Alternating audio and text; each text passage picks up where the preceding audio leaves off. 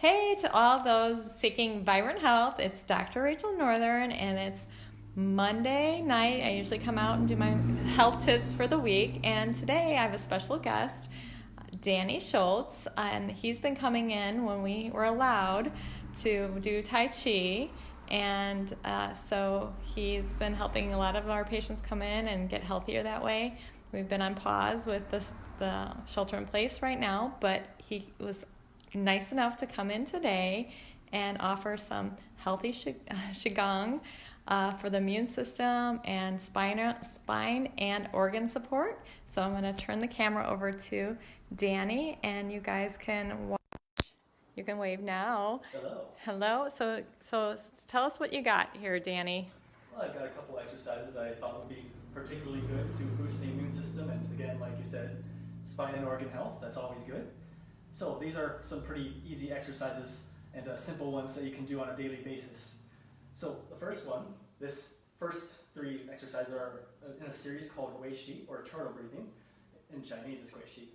So the first one, I'm going to stand with my feet shoulder width, my feet pointed forward. And I'm going to freeze my hips in place so they're not going to move at all.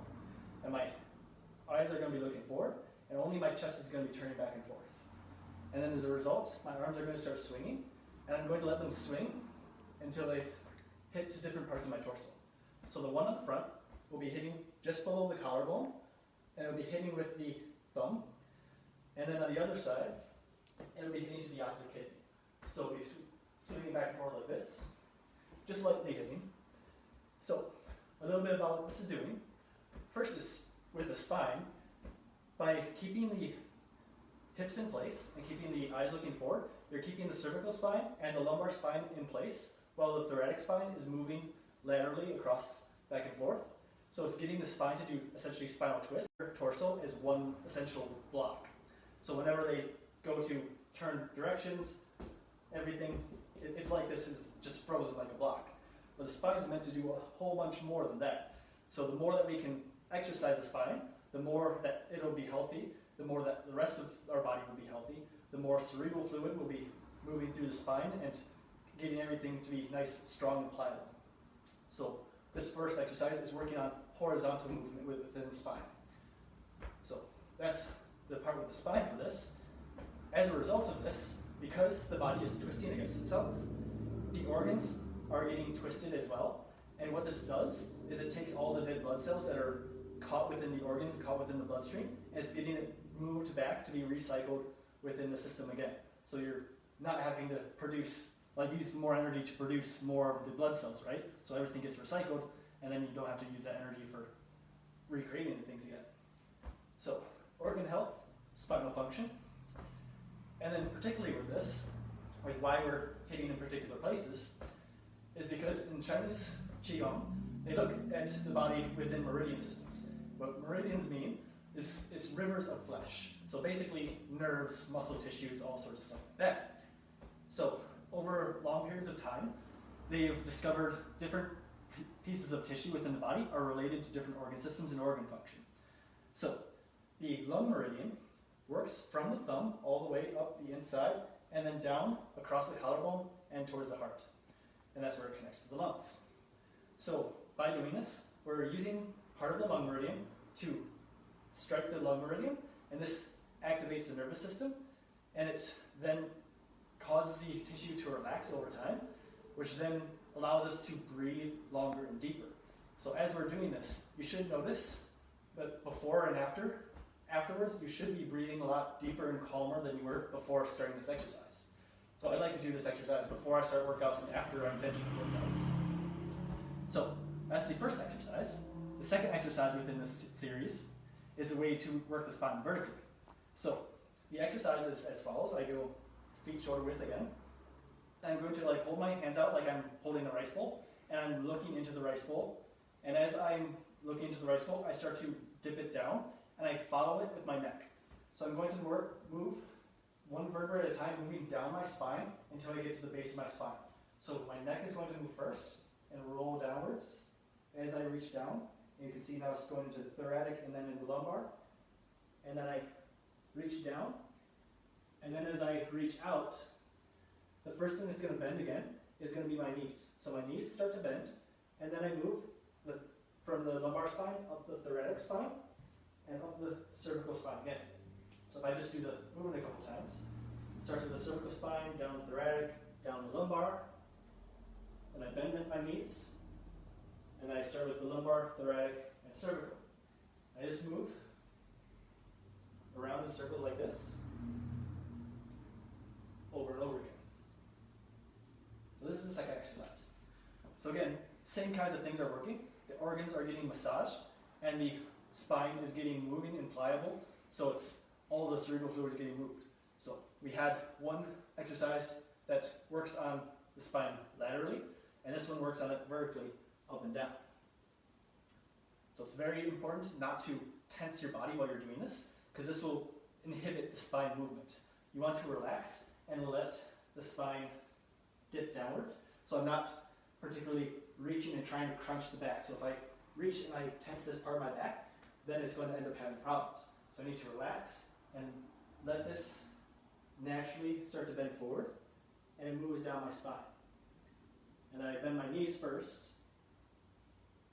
and then I come back up.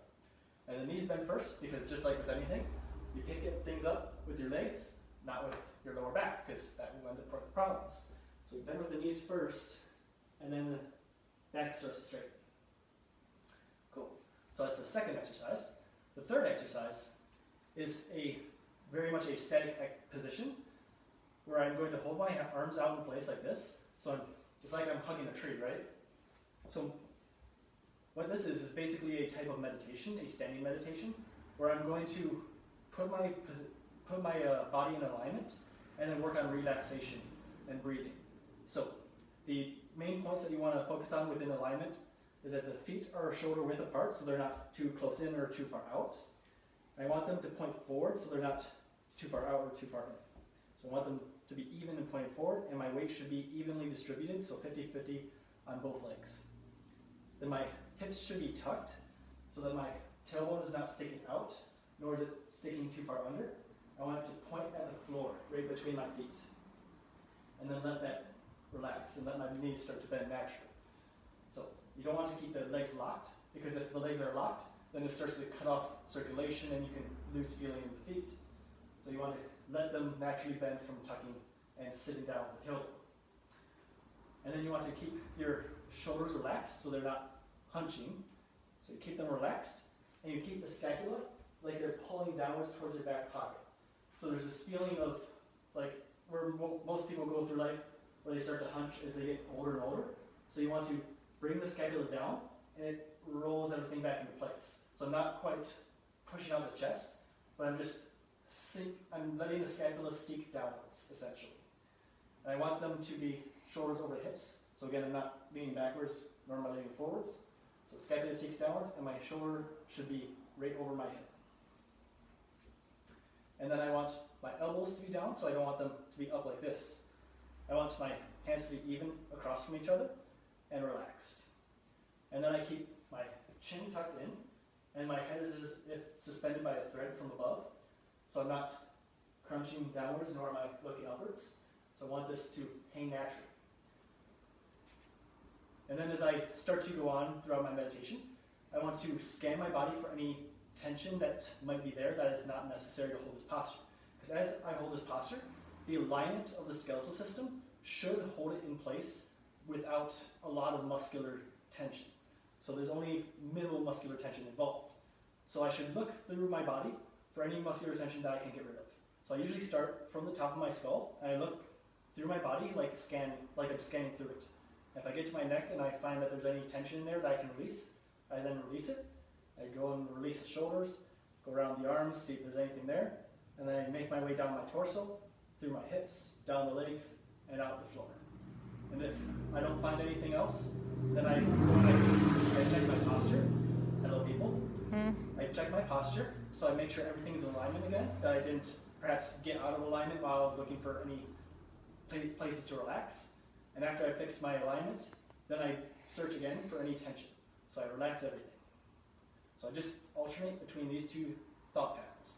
So I alternate between relaxing all the undue tension, and then I align myself properly.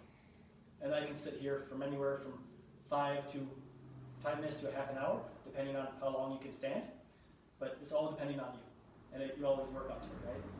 So those are the 3 exercises in Gui Shi. So now I have one more exercise I want to show you. So this one is from a martial arts system called Chung Ba Gua. This is an iron body exercise, so meant to strengthen the body, take blows. It was found that it had a lot of immune system benefits as well. So the exercise is as follows. So I'll strike myself, pectoral, pectoral, top of abs, middle of abs, lower abs, iguanal crease, and then to the opposite kidneys. And of course, you only hit within the range of what's possible for you. You don't hit yourself any harder. So as I start to hit myself, basically the body is going to be like, okay, I'm taking stress, I need to go and deal with this. Like with anything else, your body will adapt to whatever you put it through. If you put it through lots of hours of manual labor, like going and tilling the fields, your body will strengthen and develop in areas so that you can continue doing this motion a lot easier. So it adapts to that. Same way as if you're around people who are sick a lot, perhaps working at a hospital, your immune system will be a lot healthier than somebody who's not exposed to sicknesses at all. So the natural immunities will start to take place. So your body will strengthen itself based on what you put it through.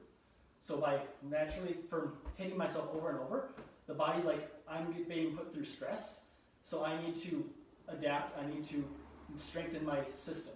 So it's strengthening the immune system by giving it a constant workout. So every time I do this exercise, I'm working it out and it gets stronger. So that's why this is found to really benefit with immunity. I've actually had lots of experiences myself where I've had a cold start up, and the first time I tried this, I had the cold and it lasted for about half the duration that it normally would, and then it cut off. So I thought, oh, that's pretty cool, maybe there's something to this. So the next time I got sick, I started working on it again the very first day, and within the next day I was better. And then this happened a third time, and then I've had friends of mine try this, and it's helped them. So there's definitely something to this. So now that I've talked about the exercise itself, so the exercise is pectoral, pectoral, top of abs, middle of abs, lower abs, iguanal crease, and then the kidneys. So there's 2 major things to be known about this exercise while you're doing it, is that one, every time that you hit yourself, you need to exhale a little bit. So not like big inhale, then big exhale, then big inhale, big exhale, because doing it over and over again could hyperventilate you. So what I like to do is I take one big inhale at the beginning of an exercise, at the beginning of a rep, and then I give a short exhale for each hit until I finish the rep, and then here I would take another inhale. Because essentially, the lungs are big bags of balloons. So when you fill the balloon with air, then it's more prone to getting popped, right? So if you've ever seen like Kung Fu movies, and they go and punch the guy and then blood spurts out of his mouth, that's because they pop the lungs. So you don't want that to happen. So you want to make sure that you exhale every time you hit. So exhale so that the bag is lessened and shrunk a little bit every time. So this prevents you from hurting yourself. So exhaling on each movement. The second part to this is that every time I'm projecting myself into the hit. So it's almost like I'm striking my fist with my body. I know it sounds awesome, right? So I strike with my chest, I strike with my chest, and then I thrust my abdomen into each hit. And then for the iguanal crease, I do a pelvic thrust. And then for the kidneys, I round my back and strike into it. And not round your back vertically like this, because then you're going to crunch your spine, but horizontally and press your back towards your fists. So to review, pectoral, pectoral, top, middle, lower, iguanal crease, and kidneys. Then projecting yourself into each strike and exhaling on each strike. And make sure that when you're striking your abdomen, that it's not super tense, nor is it gentle, right? So the idea is you want it to be tightened like the head of a drum. So you can't tighten it too much or it'll break, and you can't just let it be loose or it won't make any sound. So you want to see where this is for you, tighten your abdomen with everything you got, and then release about 90% of that, and that's where you should be. So it's just enough to tighten the head of the drum, and then nothing more. So this will make it so that you don't hurt yourself while you're striking. Yep. So that's Chung Iron Body and Gui Shi, the 3 exercises. Okay, thank you, Danny. So how can people get more information about you? You got any videos or any Tai Chi, Qigong? What do you got out there? I've got a website where it has links to pretty much everything I do. redjdaniel-san.webnode.com. So on there it'll show links to any books I've written, to my online blog where I talk about martial arts and health and such, as well as videos that I do on my online classes. So I teach online for $30 a month.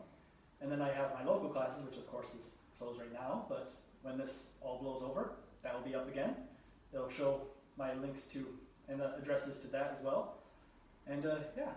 All right. Well, thank you for your time. Thank you very much.